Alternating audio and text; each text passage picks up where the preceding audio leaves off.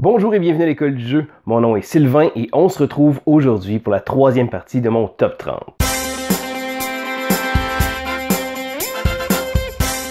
Au cours des semaines dernières, je vous ai présenté le début, donc 10 positions à la fois, donc les numéros 30 à 21 et numéro 20 jusqu'à 11 de mes jeux favoris. Vous pouvez d'ailleurs retrouver les liens qui vont défiler ici, donc vous pouvez cliquer dessus si jamais vous les avez manqués. Mais là, on est rendu à la crème de la crème. Le top 10 de mes jeux favoris de tous les temps. Avant d'aller de l'avant, je tiens à remercier la boutique L'Imaginaire qui a rendu cette vidéo possible. Vous allez pouvoir trouver la plupart des jeux que j'ai parlé au courant de mon top 30 ou sinon vous pouvez aller simplement sur leur site web. Vous pouvez regarder dans la description en bas pour tous les détails. Donc comme je disais, on est maintenant rendu aux 10 jeux qui m'ont fait le plus vibrer. Donc on va y aller tout de suite avec la position numéro 10.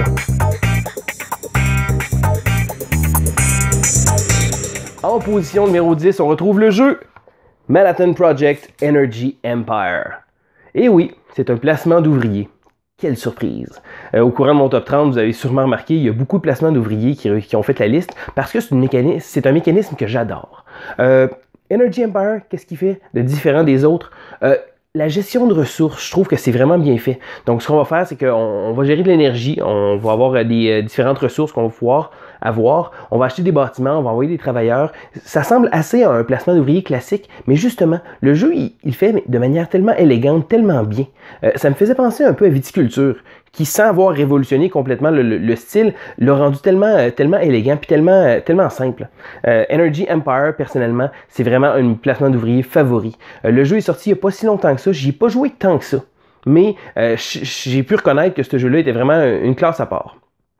Il existe aussi une variante solo dans la boîte. Moi, j'y ai pas joué parce que je suis tombé sur la variante Clash of Nations. Ça se trouve être une variante disponible, en fait, publiée par le designer du jeu sur BGG. Vous pouvez aller là pour pouvoir imprimer un deck de cartes qui va agir un peu comme un automat. Comme dans Viticulture, ce qu'on fait avec un automat, c'est qu'on va tourner une carte et on va placer des ouvriers à des endroits, les ouvriers d'intelligence artificielle, à certains endroits qui vont nous bloquer. Energy Empire, ce qui est le fun, comme placement d'ouvrier, c'est que quand il y a un ouvrier qui est là, on peut décider d'aller quand même sur la case. Pour ça, il va falloir placer des petits jetons d'énergie. Donc, ça va comme limiter le nombre d'actions qu'on peut faire, mais on va pouvoir réutiliser une action. Puis si jamais on voudrait encore la réutiliser, après, on a toujours à rajouter, puis on peut y aller. Bien sûr, à un moment donné, on va manquer de personnages, mais je pense que c'est vraiment quelque chose qui le rend super. La variante Clash of Nations, personnellement, je l'ai adoré. Ça rentre dans mes jeux solo que j'adore. Puis ben, je vous le conseille, même en solo ou à plusieurs, Manhattan Project Energy Empire.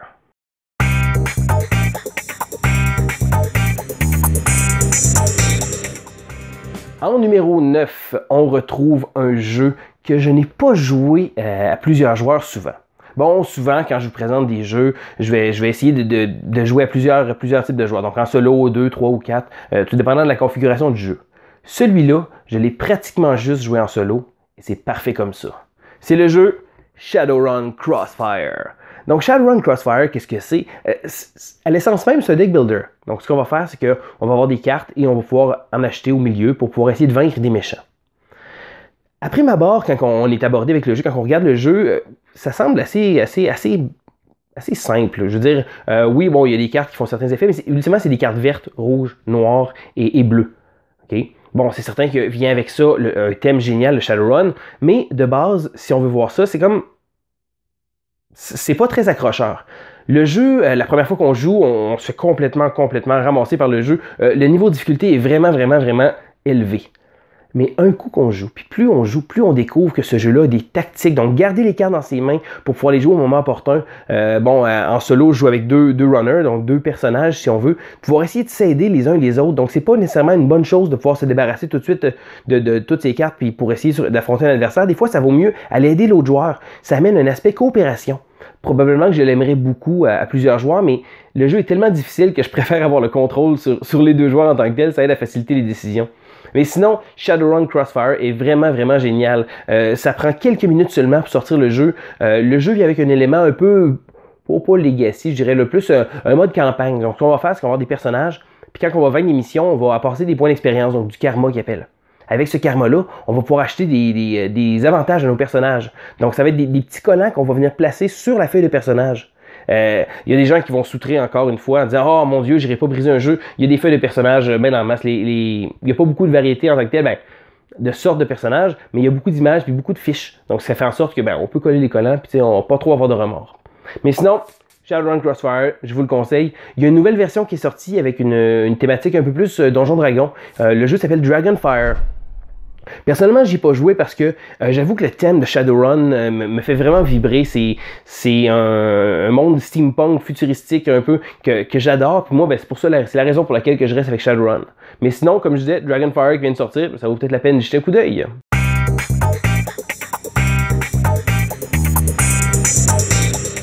En numéro 8, on retrouve un autre deck builder. Et oui, comme les placements d'ouvriers, je suis un gros fan de deck builder. Mais celui-là fait les choses complètement différentes. C'est le jeu Aeon's End. Donc ici, j'ai la version War Eternal, mais il y a aussi la première version qui est sortie, la première édition. C'est 2 boîtes de base. Donc on peut les prendre chacune comme ça, ou on peut les mélanger. C'est ce que j'ai fait. J'ai une très très grosse boîte de Aeon's End. Après m'avoir, c'est quoi le jeu? Il va y avoir un Némésis, un gros méchant, et on joue chacun des magiciens, des Breach Mages, pour essayer de l'arrêter. Bon, jusque-là, c'est du déjà vu, mais la façon que le marché fonctionne, c'est comme un peu Dominion. Il y a des cartes fixes qui sont là, et il va falloir essayer de pouvoir en acheter pour pouvoir les placer dans son deck. Un des côtés vraiment génial de ce jeu-là, c'est que quand on place les cartes dans la défausse, on choisit l'ordre dans lequel on les place. Ça veut dire qu'on peut se préparer pour un tour futur, parce qu'après avoir placé les cartes, on les remet directement sur le dessus sans brasser. On va pouvoir gérer un peu l'ordre des cartes qu'il va avoir. Ça fait en sorte que les cartes qui ont une bonne synergie ensemble, on va pouvoir toujours les laisser ensemble. Ça rend le jeu vraiment super.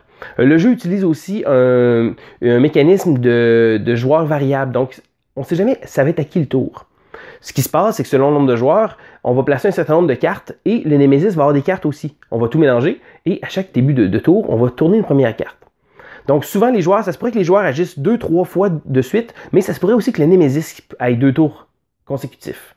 Ça va faire en sorte de vraiment nous mettre des bâtons dans les roues. Le jeu a un challenge incroyable, mais un nombre de Némésis puis un nombre de cartes absolument fou. Si on mélange les 2 boîtes en plus, on a encore plus de possibilités. Ça fait en sorte que Aeon's End est vraiment un super jeu. Et comme beaucoup de jeux coopératifs, il joue également solo. Personnellement, c'est un de mes favoris dans cette catégorie-là. Donc on retrouve, c'était Aeon's End.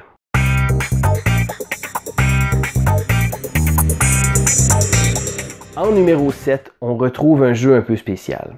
Et malheureusement, au courant des 2 dernières années, je dirais, il a baissé un peu.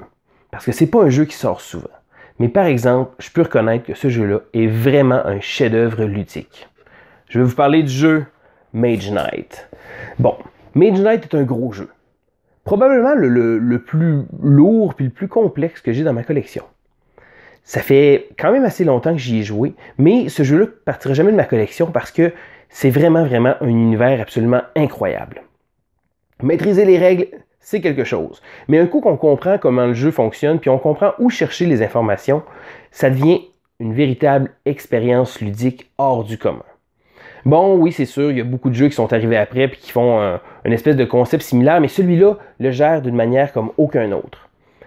Quand on regarde le jeu, on voit une miniature, puis on voit qu'on se déplace sur une carte, on a tendance à penser à un jeu un peu plus trash. Donc, on va faire comme un dungeon crawler, on va se promener, on va lancer des dés. Mais le jeu, c'est pas du tout ça. C'est vraiment un jeu de gestion de main.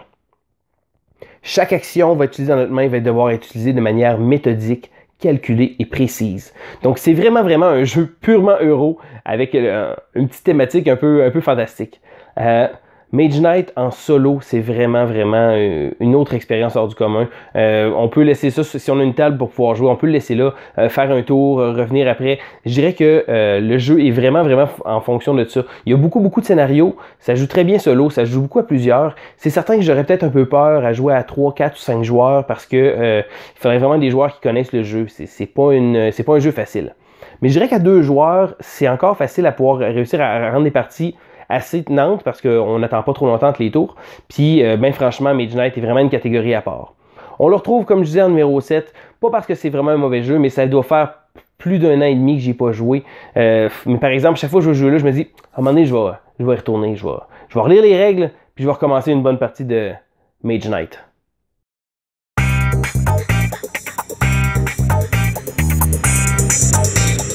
Maintenant, on est rendu à mon numéro 6. Bon, Dans les mécaniques que j'aime, bon, il y a les deck builders, il y a les placements d'ouvriers, mais j'aime aussi le tableau building, donc placer un peu des cartes de pouvoir éventuellement créer une synergie. Bon, il y a des jeux comme Race for the Galaxy ou Gloire de Rome que je considère un peu dans cette catégorie-là. Mais le prochain choix est vraiment génial. Imperial Settlers. Je dirais que depuis quelques mois, j'ai même repris goût à jouer à Imperial Settlers. Le jeu est vraiment, à la base, c'est un jeu de cartes. Donc, ce qu'on va faire, c'est qu'on va choisir une faction, on va avoir un deck de cartes précises qui va être des bâtiments qu'on va pouvoir construire pour pouvoir générer des ressources. Ultimement, c'est un gros jeu de ressources. Il y a beaucoup d'air. Le matériel est vraiment super. Les petits bonhommes, les petites ressources un peu en bois qu'on met partout. Le jeu est vraiment beau à voir. Bon, le texte est écrit un peu petit pour les gens qui ont plus des problèmes de vision, mais sinon, je dirais qu'Imperial Settlers est vraiment super parce qu'on va vraiment créer une synergie. On va créer des combines entre nos cartes. Quand on joue avec la variante de draft, donc ce qu'on fait, c'est qu'on draft des cartes, on peut vraiment essayer de pouvoir contrôler ce qui se passe. Écoutez, Imperial Settlers, c'est vraiment un jeu super. Il y a également une variante solo qui est arrivée. En fait, le Portal Games a publié une variante solo, mode campagne qu'il appelle. Donc, il faut télécharger sur le site de BGG, tu le fais gratuitement, puis c'est officiel, les formats en fichier PDF. Ce qu'on va faire avec ça, c'est qu'on va pouvoir avoir un mode évolutif. On va prendre une civilisation et on va avancer. Donc, après chaque partie, on va gagner des provinces. On peut faire imprimer aussi des cartes pour faciliter la chose. Les provinces vont nous donner des bonus, mais aussi, ils vont nous coûter quelque chose à la fin de chaque tour. Donc, plus on va jouer, plus on va avoir des choses à gérer. Oui, on va recevoir des ressources, il va falloir en payer d'un autre côté. Ça rajoute un petit côté intéressant au jeu parce que ça lui donne de la longévité. Puis, en solo, je dirais qu'il était comme intéressant, mais pas tant que ça. Mais avec le mode campagne, ça rend vraiment super. Mais sinon, même à 2, 3 ou 4 joueurs, Imperial Settlers reste un jeu qui mérite d'être essayé. À 4 joueurs, ça peut commencer à devenir long parce que plus ça va, je dirais que le jeu a un effet boule de neige. On commence avec peu de choses, puis plus ça va aller, plus on va faire des actions, plus les tours vont être longs parce qu'on va avoir des possibilités. Moi, personnellement, j'adore ce genre de choses-là. De voir le nombre d'options qu'on a pour pouvoir essayer de les optimiser, c'est comme... Fait que, c'est mon numéro 6, Imperial Settlers.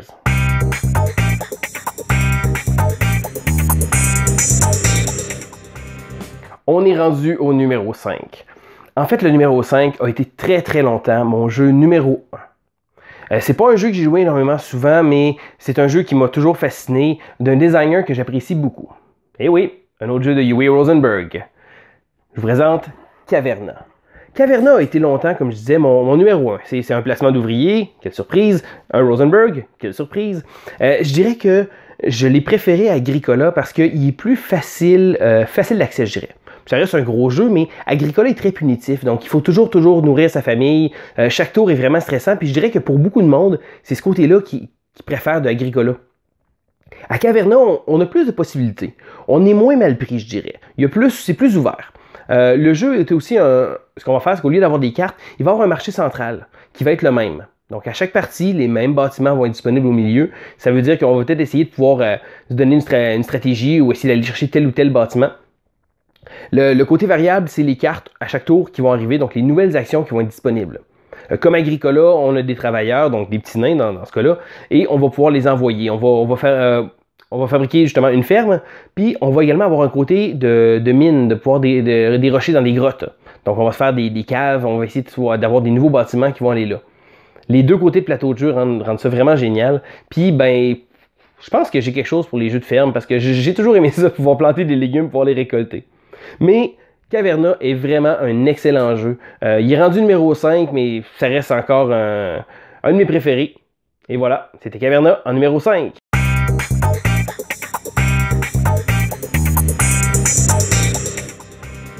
On est rendu à mon numéro 4. Alors, c'est un jeu qui n'est pas si connu que ça, je dirais. Le jeu n'a pas été distribué énormément. Il a été distribué au compte-gouttes, mais l'an dernier, une extension est sortie. C'est un excellent jeu, mais c'est un jeu un peu pas pour tout le monde. Je vous présente le jeu Xia Legends of a Drift System. Xia, c'est quoi? En fait, c'est un jeu d'espace, dans l'espace. Ce qu'on va faire, c'est qu'on va avoir notre petit vaisseau spatial, puis on va se promener. Eh oui, on va se promener. On a le choix de faire ce qu'on veut. Si on veut être un explorateur, à ce moment-là, on va juste errer dans le système pour pouvoir essayer de découvrir des nouvelles planètes avec des jetons d'exploration qui vont nous permettre de gagner des points de victoire. Si on veut, on peut devenir un marchand. Donc, se promener de planète en planète, à acheter des ressources pour pouvoir aller les livrer. On peut même aller excaver des ressources sur certaines planètes pour pouvoir justement essayer de se faire un petit chemin puis se faire une belle route qui va être payante. Parce que en étant un marchand, on gagne des points de victoire. Vous pouvez être un pirate, aller attaquer les marchands pour pouvoir récolter leurs ressources puis faire des points de victoire. Vous pouvez faire également des missions. Donc, quand vous passez, vous pouvez avoir des missions qui vont être de toutes sortes. Certaines missions qui sont gentilles, d'autres missions qui sont méchantes. Qu'est-ce que ça va faire? Des points de victoire. On peut faire des points de victoire de plein de façons différentes. On va être amené aussi à récolter de l'argent pour pouvoir acheter un nouveau vaisseau. Et devinez quoi? Ça donne des points de victoire. C'est un jeu sandbox, c'est un jeu ouvert, c'est un jeu où on peut choisir ce qu'on veut faire. Ça ressemble vraiment à un jeu vidéo en tant que tel. Le côté négatif que les gens donnent à Xayah, c'est que ça reste un jeu de dés. Donc c'est assez améritrage quand même parce qu'on va brasser des dés pour tout. Pour attaquer, pour se déplacer. Donc, peu importe ce qu'on va faire, pour aller, si on veut excaver, si on veut rentrer à travers un champ de protection d'une planète, toujours des dés, toujours des dés. Il n'y a pas beaucoup de façons de mitiger les dés dans la version de base, mais dans l'extension, il arrive une couple de petites choses qui viennent vraiment aider le jeu. Moi, personnellement, j'ai aucun problème avec ça. Je sais qu'il y en a plusieurs qui n'ont pas aimé le jeu pour ça, puis ça, je respecte ça. Mais Xayah offre tellement de possibilités que moi, ça fait en sorte que ce jeu-là, à chaque fois que j'y joue, j'essaie de trouver une nouvelle stratégie, une nouvelle façon de jouer ou d'y aller selon le feeling ou selon les autres joueurs parce que le jeu offre vraiment des possibilités incroyables. Le jeu est beau, les petits vaisseaux, c'est vraiment fantastique. Le fait qu'on explore un système, on va avoir un paquet de planètes qui vont être sur le plateau, on va s'étendre. Le jeu prend de la place sur la table, oui, mais absolument magnifique. C'est Xayah Legends of a Drift System.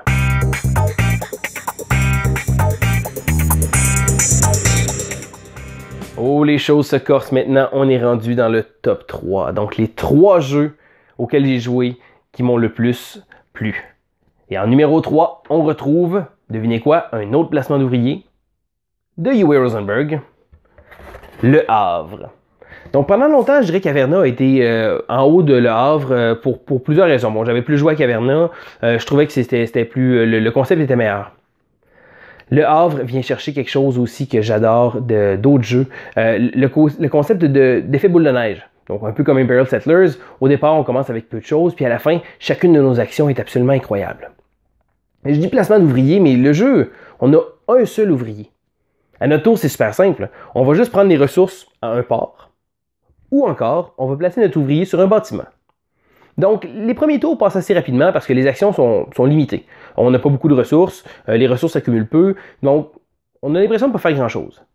Mais plus ça avance, plus ça prend un tempo vraiment frénétique. Parce que là, à un moment donné, avec notre ouvrier, on va vraiment se demander, est-ce que ça vaut la peine d'aller chercher les 10 ressources qui sont là ou simplement d'aller utiliser un bâtiment?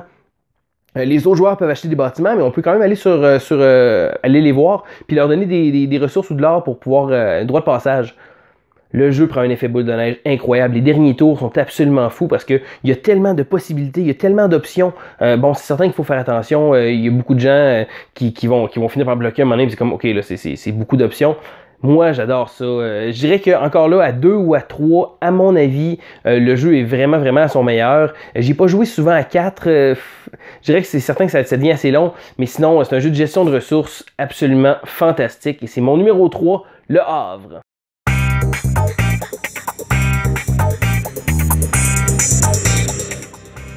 Nous voici rendus en position numéro 2. Bon, sur les réseaux sociaux, j'avais parlé un peu de mon idée de faire un top 30, puis ben, étant donné que je suis quand même assez actif, les gens commencent à connaître mes goûts. Donc, c'était sans trop de surprise que la plupart des gens ont commencé à spéculer sur mon numéro 1 et mon numéro 2. Je dirais que les deux jeux sont des jeux absolument géniaux. La plupart d'entre vous vont le savoir, j'en parle beaucoup sur les réseaux sociaux. Il y en a un des deux qui est arrivé il n'y a pas si longtemps que ça, mais qui a vraiment chamboulé ma vie de joueur. Il y en a un autre qui est un jeu euro absolument parfait, le genre de jeu que j'aime. Mais c'est le temps de vous présenter mon numéro 2. Et oui, Gloomhaven. Gloomhaven, c'est quoi? En fait, c'est un gros Kickstarter qui est arrivé. C'est la 2e édition du jeu. C'est un univers absolument génial. On va faire une campagne épique avec des personnages qui vont prendre leur retraite. Gloomhaven va changer, on va placer des collants, marquer le jeu de manière permanente parce que c'est ma campagne de Gloomhaven. Donc, on va déchirer des cartes, on va modifier la vie de ce jeu-là, puis ça va faire en sorte de faire une aventure épique. C'est ce qui se rapproche presque le plus d'un jeu de rôle que j'ai joué depuis longtemps. Puis Gloomhaven a vraiment chamboulé toute ma vie de gamer depuis quelques mois parce que c'est un jeu absolument... Gloomhaven, c'est une grosse brique. Bon, ça sera pas disponible tant que ça, mais ben franchement, moi je suis vraiment content de l'avoir. La communauté de jeu-là est vraiment active. Le nombre de scénarios possibles, vraiment, on prend un chemin puis on va évoluer à travers les choix qu'on va faire. Les personnages, il y a beaucoup de secrets, beaucoup de petites choses qu'on ne sait pas. Le jeu est absolument un univers en soi. Donc la boîte est absolument gigantesque, mais c'est à cause que c'est un univers complet qui rentre là-dedans. C'est mon numéro 2, Gloomhaven.